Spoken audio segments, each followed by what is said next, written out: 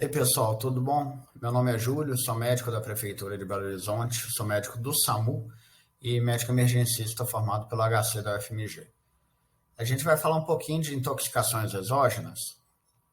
Quem quiser aprofundar um pouco mais no tema, a gente tem um livro de toxicologia do professor Adebal, que é o coordenador da toxicologia do João 23, e também tem um livro de medicina de emergência da USP. Ambos os livros são ótimas referências para quem quiser aprofundar um pouquinho mais no tema. Por definição, intoxicações exógenas é o conjunto de efeitos nocivos ao organismo produzido pela interação de agentes tóxicos com o nosso sistema, que é o biológico, e pode ser representado por manifestações clínicas ou laboratoriais, evidenciando um desequilíbrio orgânico. Então, quando a gente olha, intoxicações exógenas podem ocorrer e ser manifestadas de diversas formas. E quem são as pessoas e como acontecem as intoxicações exógenas? Essa é uma tabela retirada do sistema da Fiocruz. Eles têm um sistema de vigilância de intoxicações. E eu grifei de vermelho aí para vocês as 3 situações que talvez vocês vão lidar mais em número de atendimentos. Intoxicação exógena por medicamentos, por produto de limpeza doméstica, que são os domiciliários, e drogas de abuso. A gente tem vários outros tipos de intoxicação, porém, em contexto de Sersan e UPA, esses 3 são os mais frequentes. E homem e mulher, quando a gente compara intoxicações exógenas entre os sexos, não tem diferença, basicamente meio a meio entre homens e mulheres. E a faixa etária que corresponde à maior parte das intoxicações exógenas, ela vai dos 20 aos 59 anos de idade, e é praticamente 40% de todos os casos de intoxicação exógena. Isso é um número muito significativo e é um público muito compatível com o que vocês atendem no Sersans. E em intoxicações, o que a gente pode ter? Quais são as substâncias que causam intoxicações? Primeiro e mais comum, álcool, bebida alcoólica mesmo. Vem aí depois as drogas de abuso, como cocaína, crack, medicamentos. Em algumas regiões onde tem uma agricultura mais dependente de agrotóxicos, é bastante comum. Vem produto de limpeza e substâncias químicas diversas. Loló, thinner, outras coisas. Então, a intoxicação exógena, desde 2011, existe uma portaria do Ministério da Saúde que botou o evento da intoxicação exógena como um evento de notificação compulsória. Então, quem nunca teve a oportunidade de preencher ou não tiver disponível na sua unidade a ficha de notificação, é só entrar no site do Sinan, tem o PDF lá para baixar, para fazer o preenchimento dessa ficha.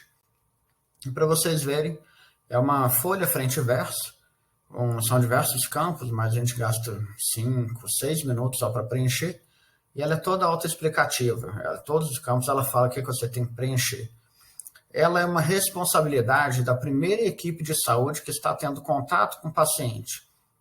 Então, se vocês estão no Sersan ou no posto de saúde, vocês estão no caso de intoxicação exógena, vão referenciar esse paciente para uma UPA, deveria ser responsabilidade dessas equipes a notificação do evento. Muitas vezes ele acaba acontecendo em nível de UPA ou nível hospitalar, inclusive. Mas o ideal é que a primeira equipe faça a notificação.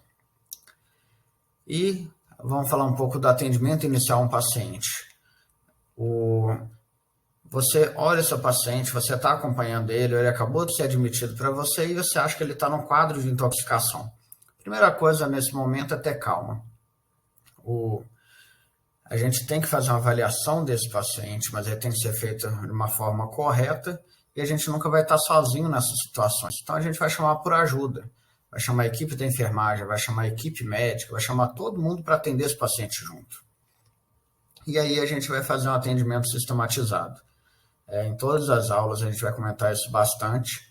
Então a gente vai fazer o que descreve como avaliação primária, que é o MOV ABCDE.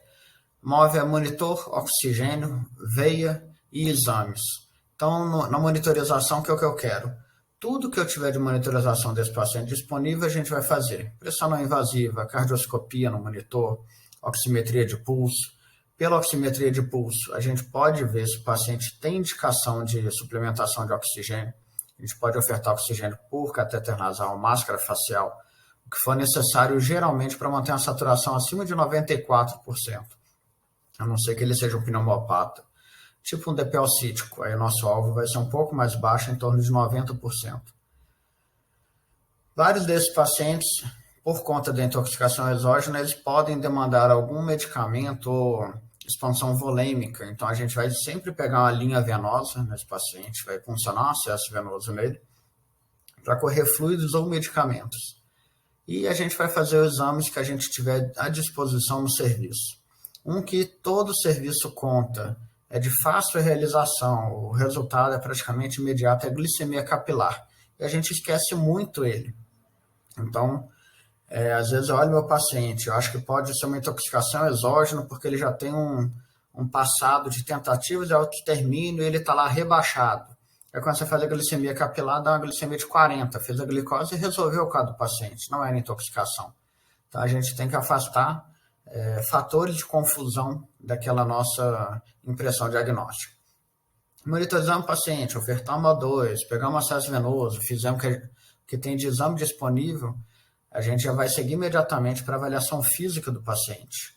E vocês vão ver, isso acontece ao mesmo tempo. O MOV e a BCDE, eles acontecem de forma concomitante. Enquanto o pessoal está fazendo monitorização, a equipe médica geralmente já está fazendo avaliação física. Então, no A, a gente vai olhar a via aérea do paciente. A gente quer manter essa via aérea pérvia. Se necessário, a gente pode lançar mão de manobras de desobstrução de via aérea. Vamos avaliar a ventilação desse paciente, padrão respiratório, ausculta pulmonar, os dados que a gente pode tirar dessa avaliação pulmonar, que é a frequência respiratória e saturimetria. Fazer a avaliação hemodinâmica do paciente, vamos avaliar o circulatório dele, pulso radial, como é que está, perfusão capilar, está levando quanto tempo, temperatura de extremidade, e a gente vai passar para o estado neurológico do paciente, avaliar nível de consciência. A gente sempre usa o Glasgow como uma escala de nível de consciência mesmo. Lembrando que a escala de Glasgow ela é validada para o trauma, mas a gente usa ela na avaliação clínica também. E, inclusive, a avaliação pupilar. A pupila, nesse contexto de intoxicação exógena, ele pode trazer muita informação para a gente. E a gente vai fazer o exame físico geral. Tem algum trauma, sinal de trauma associado? Tem algum outro sinal de abuso de droga ou medicamento? Eu tenho ali marcas de agulha. Meu paciente pode estar fazendo uso de algum medicamento injetável. Ele tem resto de alguma substância na boca. Então, a gente vai avaliar esse paciente da cabeça aos pés, procurando alguma informação que a gente ainda não conseguiu no A, no B, no C e no D. Fizemos uma avaliação primária do paciente. A gente vai para a avaliação secundária. A gente vai fazer a coleta de informações desse paciente. E quando a gente vai fazer a coleta de informações dele, a gente quer avaliar diversos sistemas para aproximar ou afastar ou até mesmo descartar algumas hipóteses diagnósticas. Então, a gente tem que investigar tudo que possa ser fator de confusão no quadro desse paciente. Lembrando que um paciente que faz um abuso de alguma substância, faz um abuso de cocaína, faz um abuso de qualquer outra droga, ele pode infartar, ele pode ter um AVC, ele pode ter um distúrbio metabólico que às vezes é mais grave do que a própria intoxicação. Ele pode ter tido um atropelamento no contexto de abuso de droga. O problema no momento dele provavelmente não é a intoxicação. O problema dele agora às vezes vai ser o trauma que ele sofreu. Então a gente tem que investigar para ter outros parâmetros e para ver o que é mais importante para esse paciente nesse momento. Se mesmo assim a minha principal hipótese diagnóstica é intoxicação suspeita, provável ou confirmada, a gente quer algumas informações no atendimento desse paciente que são fundamentais para a gente. Primeiro, qual a substância ou as substâncias envolvidas no quadro de intoxicação? É medicamento? É um ácido? É um cáustico? É hidrocarboneto? A gente quer saber qual que é a coisa envolvida e, se possível, qual que é a dose dele. Meu paciente, eu cheguei lá na avaliação dele, ele tinha 5 cartelas de fluoxetina vazias.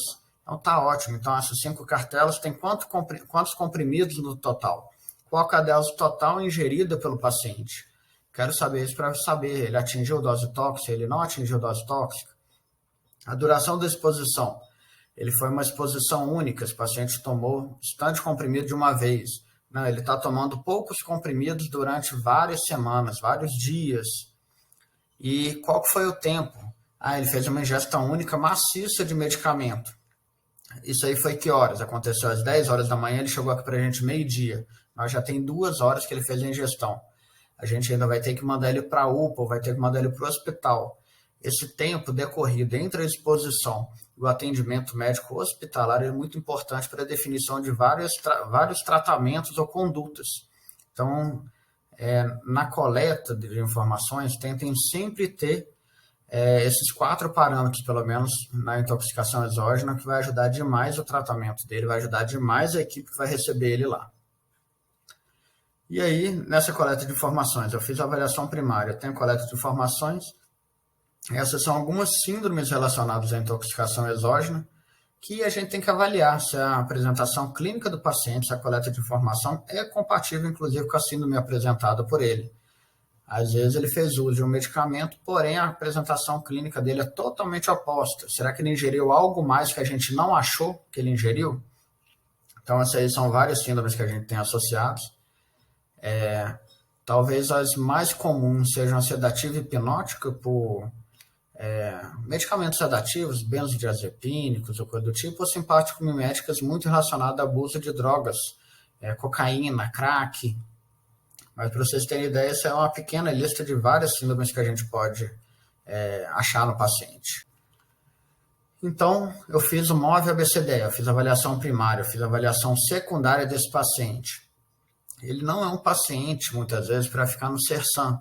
Às vezes ele vai demandar um cuidado, uma monitorização contínua, algumas medidas como descontaminação gástrica, carvão ativado, algum antídoto, até outras terapias um pouco mais avançadas, como hemodiálise, se tiver indicação. Então, eu quero transferir esse meu paciente para o centro mais adequado para ele. Então, é um paciente que, no contexto de intoxicação exógena, com necessidade de encaminhamento para UPA ou hospitalar, eu botei o Hospital João 23, porque ele é a nossa referência em Belo Horizonte em toxicologia.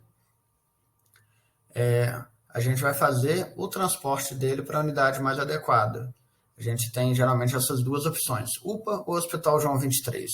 Então, quando a gente determinar que ele precisa ser transferido, vocês vão fazer contato com o SAMU, e no contato com ele, vocês vão estar de posse dessas informações aí. Qual que é o nome do paciente, qual que é a idade dele, ele está saindo de qual unidade, vai para qual outra unidade da rede de urgência e emergência.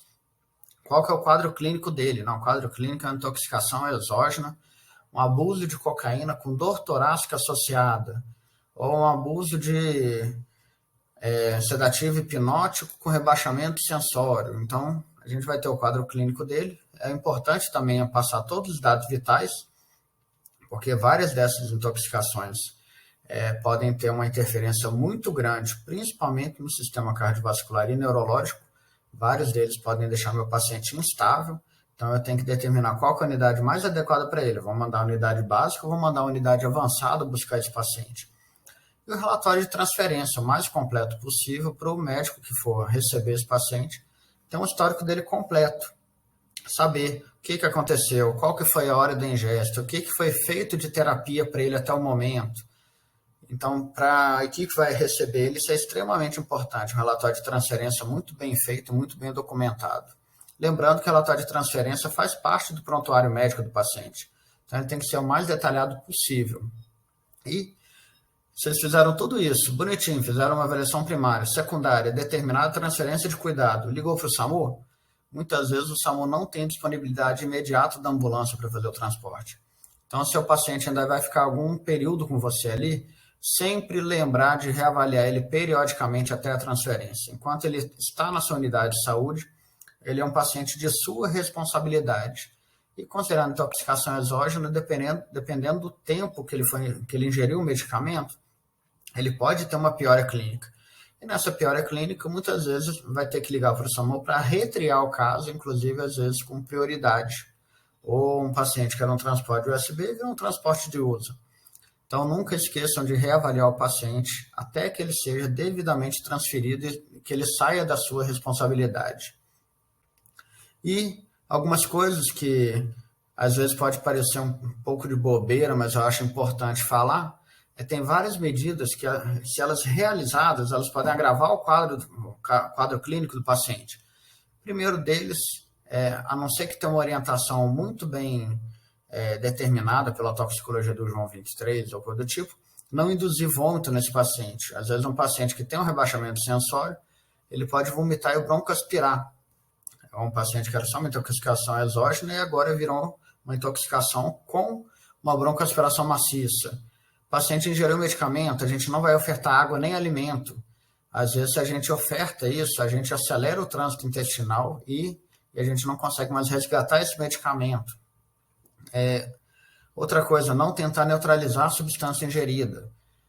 Quem lembra da química do colégio, se um paciente faz ingestão de uma base forte, tipo soda cáustica, nunca pense em ofertar para ele um ácido na intenção de tentar neutralizar a base que ele ingeriu. A lesão já foi feita, então se a gente ofertar um ácido para tentar neutralizar a base, a gente vai fazer uma segunda lesão no paciente, isso aí vai piorar muito o quadro dele. Também nunca subestimar as tentativas de autoextermínio do paciente.